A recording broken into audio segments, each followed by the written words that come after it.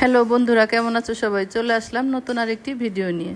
কয়েকদিন আগেই তো হয়ে গেল গণেশ চতুর্দশী, গণেশ পুজো। প্রতি বছরের মতো এবারও মেরুল নিমতলা মন্দিরে গণেশ পুজো হয়েছিল। আর এই গণেশ পুজো উপলক্ষে কি কি করলাম আর মন্দিরে কি কি অনুষ্ঠান হয়েছিল তা তোমাদের সাথে আজকে শেয়ার করব। এটা ছিল গণেশ পুজোর প্রথম দিন। এখানে 3 দিন ধরে অনুষ্ঠান হয়েছে আর 3 দিন ঠাকুর রাখা হয়েছে। সকাল সকাল ঘরে স্নান দান সেরে পুজো দিয়ে চলে গেলাম মন্দিরে গণেশ পুজোর অঞ্জলি দিতে। আমি যেতে যেতে দেখি মন্দিরে পুজো শুরু হয়ে গেছে। ভেবেছিলাম একটু দেরি হবে, তা গিয়েই দেখি পুজো শুরু হয়ে গেছে। এবার চতুর্থবারের মতো গণেশ পুজোর এত বড় করে আয়োজন করা হয়েছে। প্রতি বছরই গণেশ পূজা হয়, কিন্তু এবার অনেক জাঁকজমক আর অনেক বড় করে করা হয়েছে। পূজা মোটামুটি 3টার দিকে শেষ হয়েছে। আর পূজা শেষ করে ভোগের প্রসাদ নিয়ে বাসায় চলে এসেছি। আবার রাত্রে রামায়ণ গানের অনুষ্ঠান আছে। সন্ধ্যার পরে আবার মন্দিরে আসবো রামায়ণ গান শোনার জন্য। তখন আবার মন্দিরে থেকে খিচুড়ি প্রসাদ দেয়া হবে। এখানে যারা ভোগের প্রসাদ দিচ্ছে টোকেনে সবার নাম লিখে দেয়া হচ্ছে, যাতে পূজা শেষে প্রসাদটা সবাই ভালোভাবে পেয়ে যায়। প্রথমে গণেশ ঠাকুরকে বরণ করা হয়েছে, পরে পুজো অর্চনা করা হয়েছে, আর পরে যজ্ঞের আয়োজন করা হবে। যজ্ঞ শেষ হলে যজ্ঞের শেষে সবাইকে যজ্ঞের ফোঁটা দেয়া হবে। যারা আসো সবাই পূজা মণ্ডপের কাছে চলে আসো।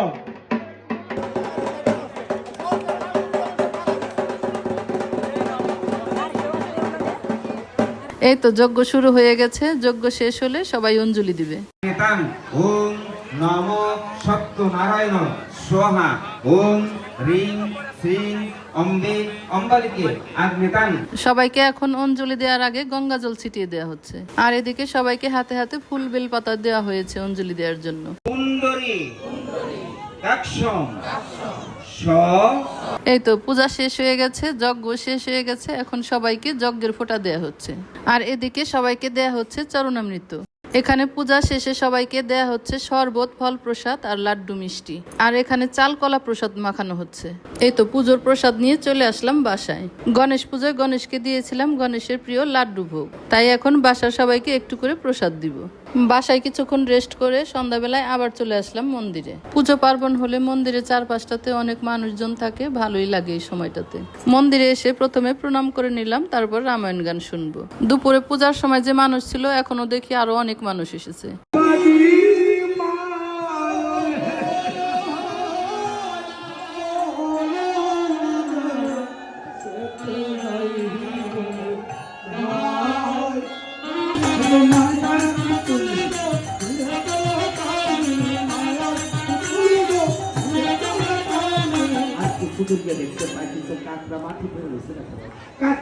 এই তো এই ছিল আজকের ভিডিওটি কেমন লাগলো লাইক কমেন্ট করে জানিও সবাই। ভালো থেকো সবাই।